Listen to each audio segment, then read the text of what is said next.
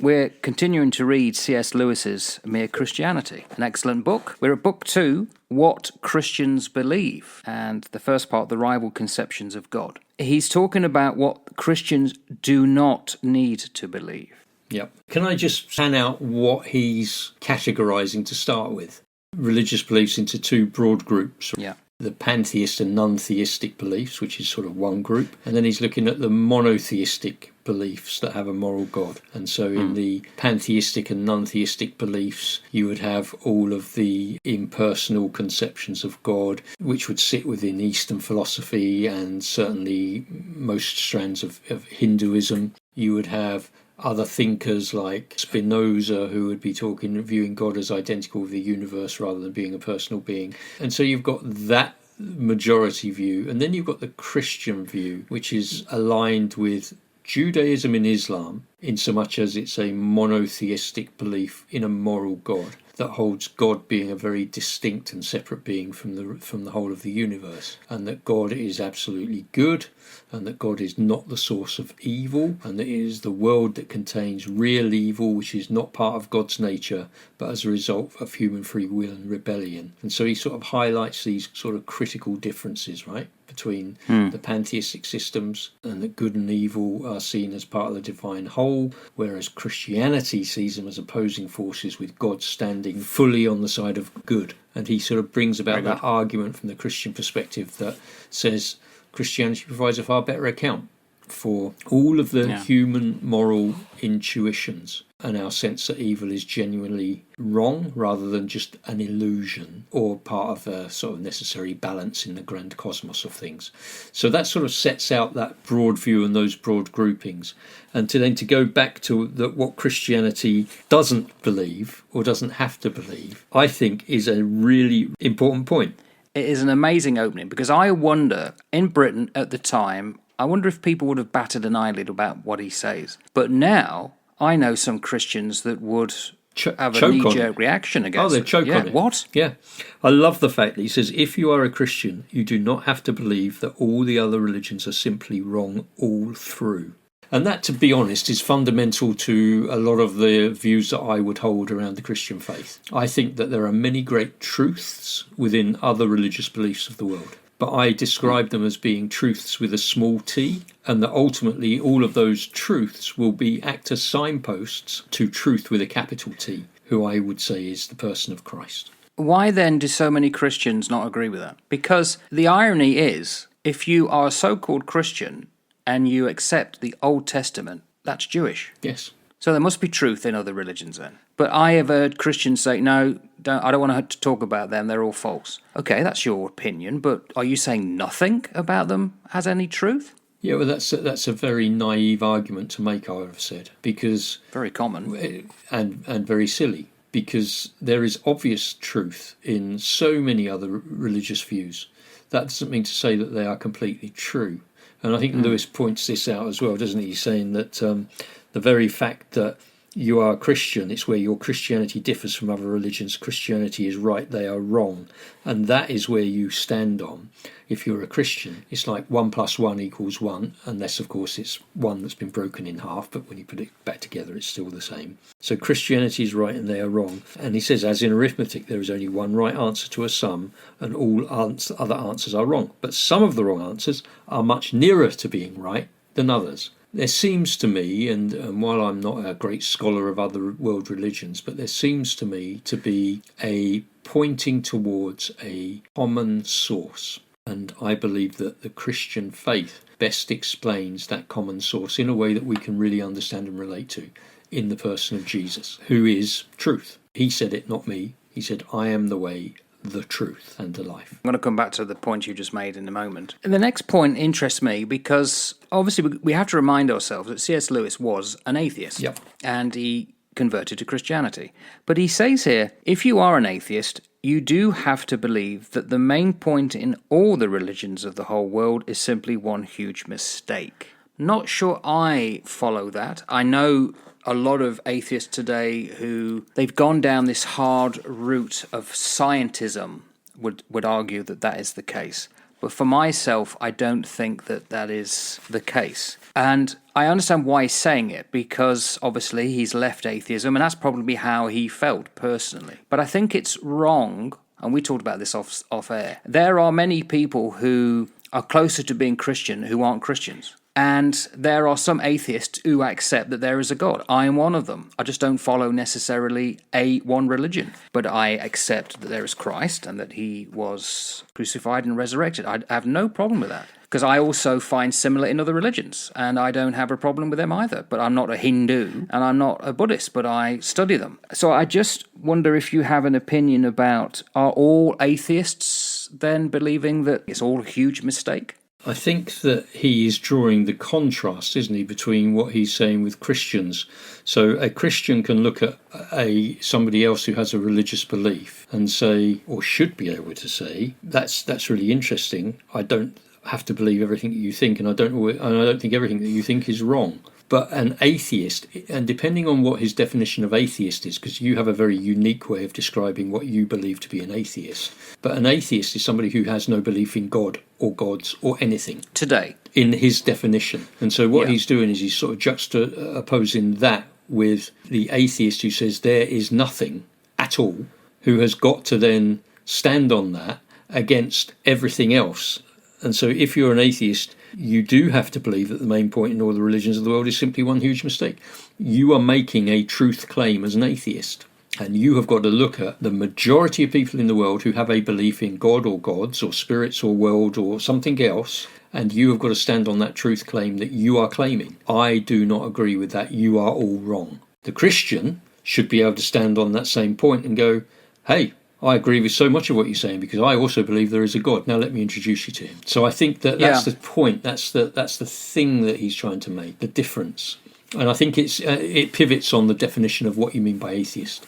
Yeah, now backing up, and of course it's his argument, but I just feel that the word atheism has come to be very rigid, which is not the case, because don't forget Christians were atheists in the first 2-3 centuries.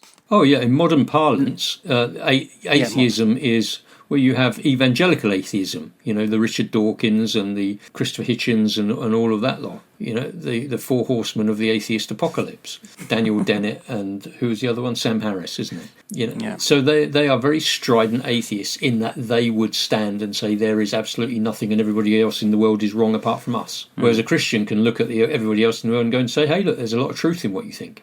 Yeah. It's going to be one of those unresolved ones. And I think we have to be opaque here. The arguments that is being laid out very eloquently by C.S. Lewis were pushed back by academics throughout history, as you would expect and as you would want to. So that's something that I'm looking forward to seeing how he resolves that.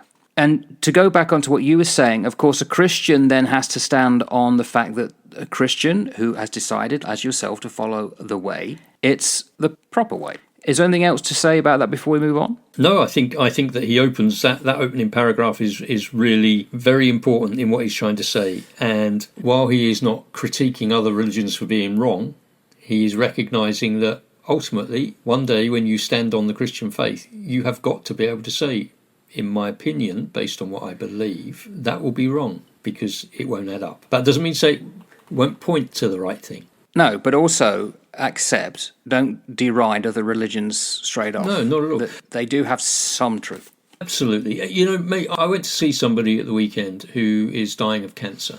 And this gentleman is not a believer, not a Christian. And I was praying before going to see him and saying, I don't understand what to say to this man. I don't know. I've been asked to see him. I don't know what to say to him. But I got a very clear sense before I went in there of what I needed to talk about. And so what I did was I talked about creation. I talked about the Spirit of God infusing all of life. I talked about how the Spirit of God infuses everything. Every living being is infused with the Spirit of God. And you could see him paying more and more and more attention. He said, so the Spirit of God comes through animals and everything? I said, absolutely everything. And it returns to God. Everything returns to God in some way, shape or form. I said, what does that look like? I've got no idea. But what it did was it engaged him in an area that he really recognised because he was a man of the land, a man who has dealt with outside stuff. And he hates churches, and he hates the institution of religion, and he hates the Catholic priests, and he told me stories of this and that and the other. And I think to myself, yeah, mate, it's little wonder that you've got such a downer on Christianity, but don't let the church that so poorly represents the head of the church to put you off looking at the Great Spirit that has presented himself in a way we can understand. So, you've got to look at all of these things. And so I personally, I like the way that Lewis does this. It's not diminishing the Christian faith, because Christian faith will always point back to Jesus. If it doesn't, it's not the Christian faith. It's a pseudo-Christianity. Absolutely. And then he starts off with a challenge, I think, to Christians. And there's another one here, because I know someone who wouldn't like this being said. He said, the first big division of humanity is into the majority, those who believe in some kind of God or gods, and the minority who do not. On this point, Christianity lines up with the majority. Ancient Greeks, Romans, modern savages, Stoics, Platonists, Hindus, Mohammedans. I could just imagine now a couple of people I know absolutely falling off their chairs at this point, etc., against the modern Western European materialist. But he's absolutely right, isn't he? He is right, but it's amazing how many Christians don't accept that. So I would say that I have got far more in common with the Hare Krishna, with the Buddhists, with the Islamic faith, with all of these groups than I have with somebody who is a rationalist, materialist, scientism follower. I've got much more in common with those groups of people in terms of the way that I think that we should serve, the way that I think that we should live our lives,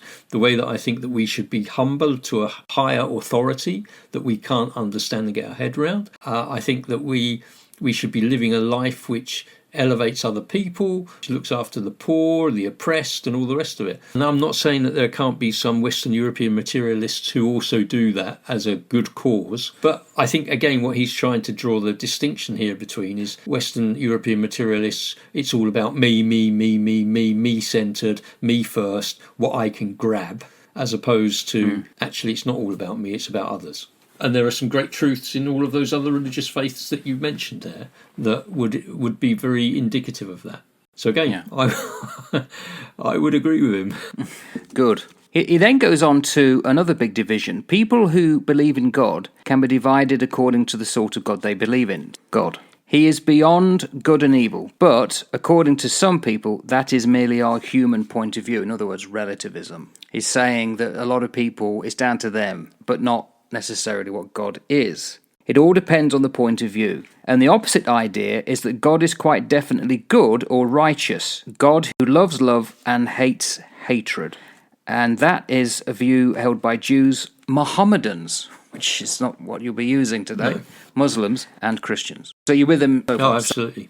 I am. I'm still with him. Yeah. He does give a difference between pantheism and the Christian idea of God. But this is where suddenly we're now coming into interesting aspects of his theology. And it's not necessarily new, but it's very interesting the way he puts it. That the Christian idea is quite different. I'm now on page 41. He's talking about the Christian replies, Christianity is a fighting religion. It thinks God made the world, that space and time, heat and cold, and all the colours and tastes, and all the animals and vegetables are things that God made up out of his head as a man makes up a story. But it also thinks that a great many things have gone wrong with the world that God made, and that God insists very loudly on our putting them right again. Now, I would say that this is where some pantheists or atheists have a problem. And it's all linked to the fact that if God's all-powerful and all-knowing, how could things have gone wrong? We're looking at it from a human agency perspective. It's that, yes, we can go out of alignment and there's a need to come back, but that doesn't mean it's gone wrong. I think that if God has set the system up to work perfectly and the system no longer works perfectly, then it has definitely moved out of alignment, and I would say it has gone wrong in comparison to what it should be doing. So it is both. It is out of alignment and it is wrong. I think that the only way humanity could ever have been made, if God is a God of love and what God wants is unconditional love, or love which is free, the only way that that could ever be achieved is if the creatures are made with the ability to not love. And have free will. And so anything that doesn't move towards God will either stagnate or move away from God. And anything that stagnates or move away will be a corruption. And anything that is a corruption will be wrong. No matter how good it may look or may sound, it will be a corruption, because it will be a corruption of what God has put in place. Yeah, I can accept that. Well said, well stated. Because he says it raises a very big question, and it's probably one of the biggest questions you can ask. Why has it gone wrong? Well, just to reiterate the point that I've just made, I think that if God is looking for his creatures to want to come into free relationship with him, not be automatons, not be robots, then he had to make them with the ability to reject him. And so it's in the rejection of God that things go tits up, quite frankly, to put a non-pastoral term on it. Yeah. And this is the beauty of this kind of depth. You're made to make statements, and when you're listening to, in this case, listen to yourself, I'm trying to process what you've said and think it through, and suddenly it shifts what I've been thinking of before. So forgive me then if I go on towards the end, because he talks about, consequently, atheism turns out to be too simple, because he says his old argument as an atheist against God collapsed. For the argument depended on saying that the world was really unjust, not simply that it did not happen to please my fancies. Thus, in the very act of trying to prove that God did not exist, in other words, that the whole of reality was senseless, I found I was forced to assume that one part of reality, namely my idea of justice, was full of sense. Yeah. If the whole universe has no meaning, we should never have found out that it has no meaning. Interesting. Well, I agree. What do you anchor justice in? So you sit there and say the universe is unjust. By what measure? Yeah. And where do you get that measure from? Now, I know where I get it from, because I believe that there is a God who is the source of all justice and the source of all truth. And so therefore, that is where it comes from. And I can track back to that point to say, that is why I sense this sense of injustice. That is why I sense this feeling, because it is anchored in something that transcends me. You have the same feeling, but you can't anchor it other than in just humanity's golden rule of behaviour. But you can't anchor it, and humanity's rule of behaviour, like social whims and political whims, change all the time. So I think that there is something there. So I do think that atheism is very simple in that regard, and it's too simple to explain things. It is. It can be your life choice, and that's fine, and I've got no problem with that. And I think I was talking to somebody very close to me a little while ago who asked me a question about my faith, and I told them. And then they argued with me as to why I was wrong, and that all I was trying to do was convert them. And I sat there and said, I'm not trying to convert you. I don't care what you believe. And then he was shocked and almost hurt that I didn't care what he believed. Now, see, it's not down to me, mate. That's down to you. You believe whatever you want. I don't care what you believe. You asked me to justify my position, explain it to you. I've done that. If you don't want to accept that, that's down to you, mate. I don't care whether you do or you don't. That's your call. I can talk to you and I can give you my views, but I don't care whether you like it. I don't care if you accept it. It's not for you to accept it. I've accepted it.